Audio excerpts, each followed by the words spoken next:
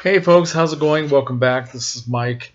I'm here to do a response to a movie community chat topic that was introduced by my friend Ian, also known as AllThingsFilm. And the topic is showing our favorite examples of packaging for DVDs or Blu-rays. And so I have a couple I'm going to show you in a minute. First, I want to show you something else, and that is this is the current issue of Scary Monsters magazine, which is a very cool monster magazine. That seems to be getting better all the time. They recently changed ownership, and it's actually better than it used to be.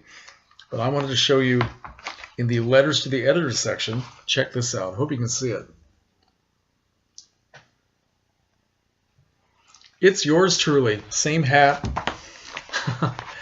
They invite people to take pictures of themselves reading the magazine and writing a letter, and they promise to publish.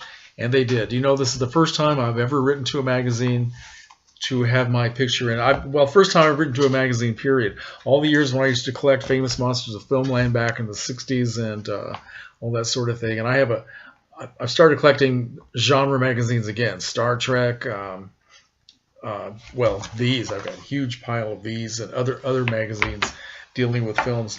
But I never wrote to any of those magazines, and this is the first time. So I'm very happy. So if you happen to pick this up, you can read my letter. All right.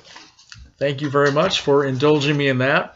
Now, I picked out 4 DVD packages that I'd like to show you that I think are exceptionally well done, very artistic. The first one is a film called Howl, and it was put out by a company called Oscilloscope. And I like this because it has very good artwork and packaging. It's got a nice little slipcase here. And this is all about the poet Allen Ginsberg, who wrote a very famous poem in the 1950s called Howl. And it was very controversial at the time, and still is, really, for a lot of people. But this film was made with James Franco starring as Allen Ginsberg, and it has to do with him talking about his life during the time when there was an obscenity trial going on in San Francisco, dealing with that poem. And he himself was not on trial, but the publisher was, and there were people who were trying to get the poem and the entire book of poetry banned. So that's what it deals with. It's a very interesting film, very artistic, and it has a lot of good artwork in the film that's reflected in the packaging. You see on the left, well, on this side, David Strathairn, who plays the prosecutor. This is, I think it's a guy named John Hamm, I believe it is, playing the defense attorney. And inside you have more artwork that is shown in the film. And here's a little pocket for the DVD. And a lot of the artwork used in the film, which is shown here, at different parts of the film, when Ginsberg, played by Franco, is reading the poem Howl, the film goes off into this fantasy where it becomes animated, and it illustrates what he's writing about in the poem, and it's beautifully done. And this is a very, very nice package, and I'm very happy to have it.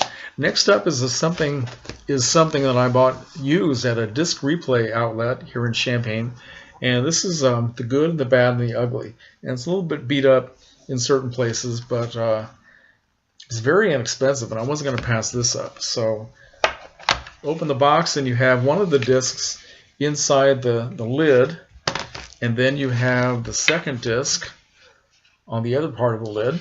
So I think that's kind of interesting.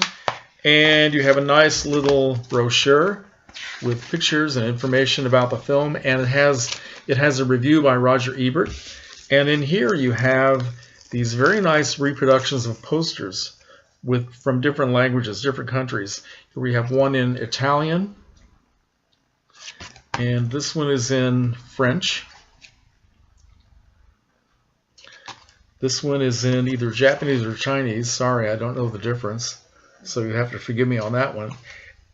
Here's the one that's in English. And then finally there's one in German. So, okay. So I think that's very nicely done.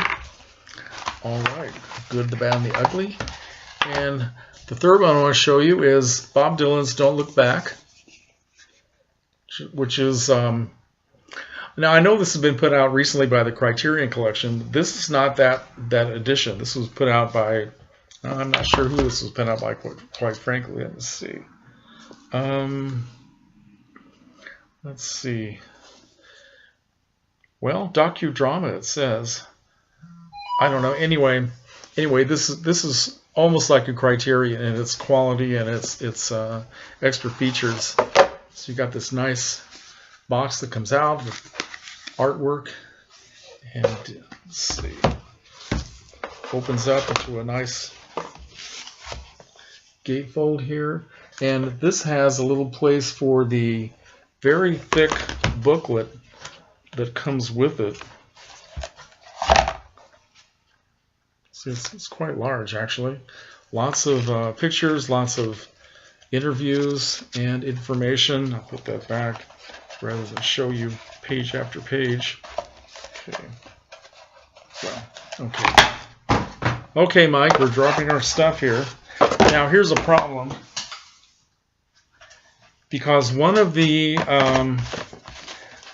discs, which was glued to the back of this, actually came unglued at some point. I didn't realize it until I took it out the other day, but that's not so bad. I'm not going to complain about that. It's a very nice package to have, lots of extra features, and I know, like I said, it's been put out on Criterion, but I'm not going to replace this. This is ideal, so there's no reason to buy it again. Finally, and a lot of you may laugh at this when I show you, this is a TV special from 1972 called Liza with a Z. Liza Minnelli, produced by Bob Fosse, same guy who did Cabaret, which came out earlier in that year. And Liza Minnelli was at the peak of her performing power and her star power at that time. She was really on top of her game right then. And this is a very unique package here. I think it's beautiful. See, it's all glittery like Liza herself, and so I think this is one of the best things that was ever put out on DVD, the way they did it. But lots of nice artwork on the inside. Pictures of Liza from the show. Has a DVD with a lot of extra features, including a long interview with Liza at the Toronto Film Festival. And on this side, they have a CD of the soundtrack, which is pretty nice. And a nice little brochure that's not very big, really, but it's got some more information. More Liza, yes. Turned out that this was shown in 1972 for the first time. Then they repeated it twice. The last time was sometime in 1973. I think it was after Liza had won the Academy Award for Cabaret. And then they never showed it again. It was just put away. And the only time they ever brought it out of the vault was when she wanted to use it for some personal use.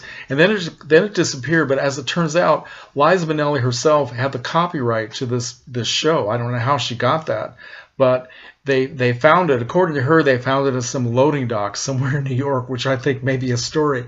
But she decided to, with the help of Showtime, the network, to get it remastered and get it re-released. And I'm very glad they did. I hope she made some money off of this because they did a good job on it. So anyway, that's my contribution to the chat. And thank you for watching. Let me know if anybody who'd like to join in on this, if you want to show your favorite packaging from a DVD or Blu-ray.